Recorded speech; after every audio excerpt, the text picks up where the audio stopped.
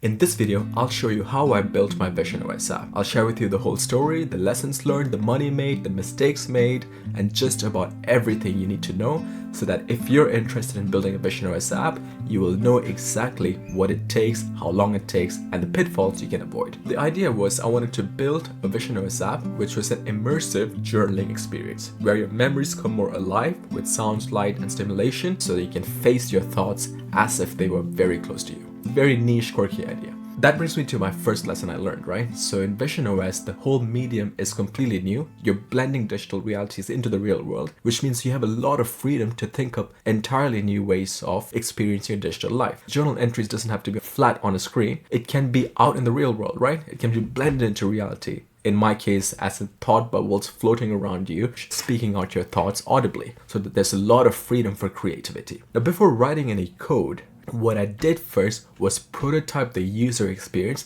out in the real world.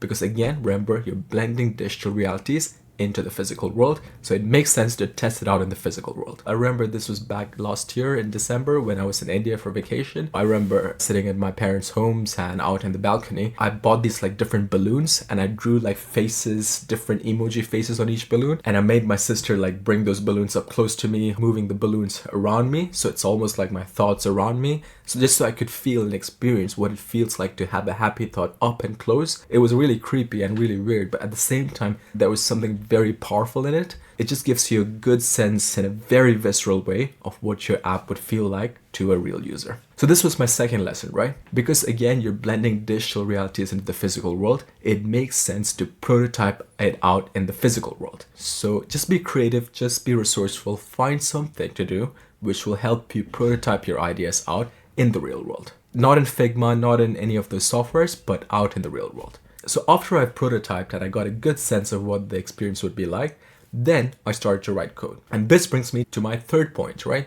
What are the secret ingredients or what goes into making a visionOS app? To break this down in a nutshell, there are three categories of things you need to do, right? Or things you need to learn. So first of all, there's the 3D aspects, getting all the 3D assets, the whole experience and all that stuff. Then there's the programming aspect, and then there's the architecture aspect. I'll cover all these three very briefly. So first, as a programmer myself, I'm not very experienced with 3D asset creation or anything 3D related, right? This is one of the biggest challenges when you as a programmer would start building visionOS apps.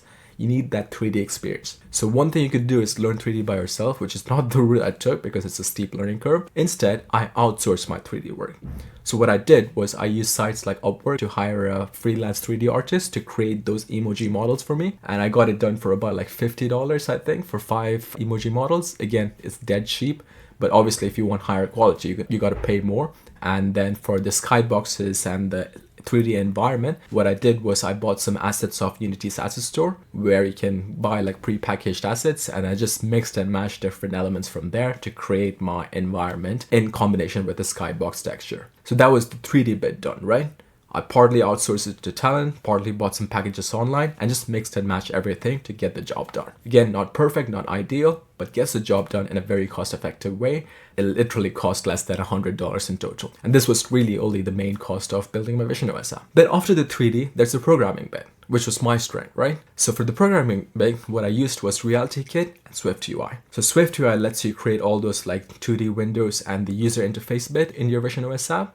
And that's what you use SwiftUI to build. And for the 3D bit, like all the model moving, interactions with the model, and the entire 3D scene itself, all the 3D related experiences in the visionOS app was created using RealityKit. The RealityKit is essentially like Unity, a game engine that's provided by Apple. RealityKit for the 3D experiences and SwiftUI for the 2D user interface windows. You need to know both of these frameworks very well if you want to build a visionOS app. Apart from that, there's obviously the Swift programming language, which you need for building on Apple platforms. So these three combined will give you the programming bit, right? And now finally, there was architecture, which was also important because as your app grows in complexity, like mine did, even though it looks like a very simple journal experience, there's a lot of moving parts to it. It makes good sense to invest some time in architecture. So the architecture I used personally was MVVM for the 2D windows, and for the 3D bit, ECS, which is Entity Component System Architecture, recommended by Apple for your 3D experiences and commonly used in gaming worlds. So it was a strange mix of these two architectures that I used, and it worked quite well for me. But to be honest, I'm still wrapping my head around the mix, and let's see where that goes. So all that combined, the 3D bit, the programming bit, and the architecture bit, combine them all together helped me bring my idea that I prototype out in the real world into real life. At that point, things were getting exciting, right? Because you saw something in your head come out in real life. But one problem was there, because at this time, I was just testing on the simulator, because it was a period where the Vision Pro was not out yet. So at this point, I thought, okay, great. So I'm almost done. It should be bug-free, because it's bug-free on the simulator. It should be bug-free in the real world with the Vision Pro device. So I was pretty confident. And what I did was sign up to one of those developer labs session, where essentially Apple provides you with Vision Pro headsets before they released it to have a test on it. This was again in London in Apple's Battersea office. I still remember the day clearly. I went there ready to test it on the device and super excited, right? It's a very secretive office, right? With many layers and rooms before you can access the actual thing. So I still remember we were led through those different doors, different scans and all that stuff, and finally into a nice little room where there were 3 of us, and they bought in headsets. And I still clearly remember the moment where the guy bought in the headsets nice and packaged, and when they bought it out, I just like time froze. Not because I'm a big Apple fanboy or anything, but purely because this was a dream I'd been building for the last 5 years. And just to see it fruition, the headset finally out, almost like a glimpse into the future, where I just kept staring at the Vision Pro and just forgot entirely what the people were speaking about or anything. Anyways, end of story time. Back to the point, which was essentially I had the whole day for testing on the device. And when I tested on the device, I found out many bugs and many things that I never would have found in a simulator. For example, the skybox textures I use, right? I used 4K textures. As soon as I tried on the Vision Pro, it looked very pixelated because obviously the texture resolution wasn't high enough. So obviously I needed to use an 8K or higher texture. That was one problem. The second problem was my entire experience involved the 3D floating bubbles, the thought balls, moving very fast, right? Fast around me. Again, when you see it on the 2D screen, it looks all right. But when you're in an immersive world with the Vision Pro headset, when things are moving really fast around you, it's just too much to look at. When you're designing your visionOS experiences, you want things to be as slow and gradual and very zen as possible. Because if your experiences is too dynamic and too fast, changing all the time, it will really have a experience on the user's brain and causing this disorientation in their user's brain. And then there were all these other bugs and crashes and things that the simulator would have never caught that I found with a real device. So this testing experience really taught me that with the Vision Pro, especially for a 3D centric experience you're creating, you want to make sure you test both on the simulator and on a real device. So that was a big lesson for me, and it was the end of a long day, and I went partly encouraged by all the energy I saw in the office, and very much discouraged too, because I found a lot of things I needed to improve. Sometimes things just don't go your way, but you gotta suck it up and move on. So yeah, spent about 2 to 3 months after that iterating on what I found, got high resolution skybox textures, spent more effort on the 3D models, and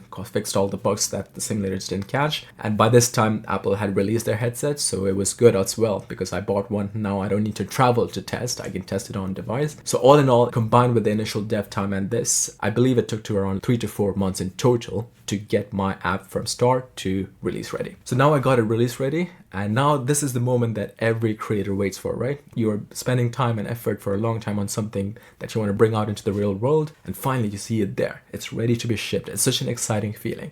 After all that up and downs, you're finally there with hopes high and ready to release it out into the world. So this was an exciting time. I released it down to the store, and now comes the part you might be most interested in, which is how much money did this make, right? And all that stuff. So after all that excitement, I released it onto the store, and I waited a week, 2 weeks, 3 weeks, 4 weeks, and now I think more than a year or two. Guess how much traction and money I made through the app? I made 9 installs in total, and I think $3, which was essentially me spending money on my own app. So this was an utter failure if you think purely in terms of commercial sense. And the reason is quite simple, right? The Vision Pro is a very niche device, less than 500,000 units out there most likely. The idea itself is very niche and quirky and not really relatable to the audience that's bought the device at the moment, which is mostly programmers and early adopters and builders, right? So again, this is not a mass market device yet. Audience is very small, so expecting these kind of sales and numbers is very common. Obviously, I was disappointed, but it was partly expected because me personally, I built this out fully aware of the situation.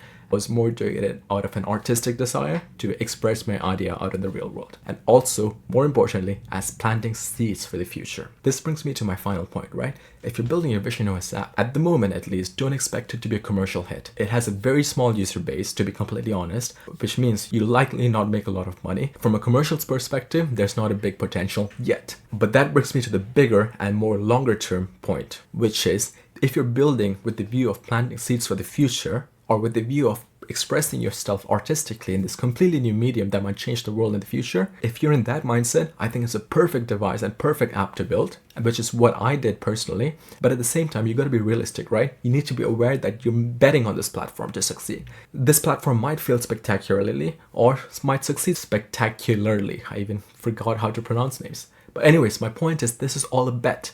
I'm personally betting 100% on this platform to succeed, which is why I'm spending a lot of my effort on this platform, building courses, books, apps out there for this. But it's highly unlikely you'll make any commercial success out of it right now. You might do in 3-5 years, but right now it's very unlikely. So I just wanted to leave you with a realistic picture, but at the same time, leave you with an attitude of taking risk and dreaming big for the future and planting seeds for it. And if this is you, and if you're interested in building and you're a complete beginner, I've got literally everything you need to know how to build visionOS apps on my website, realityuni.com. So if you're interested, do check it out. Links in description. With that said, I hope you dream big for the future and build for the future. I'll see you soon.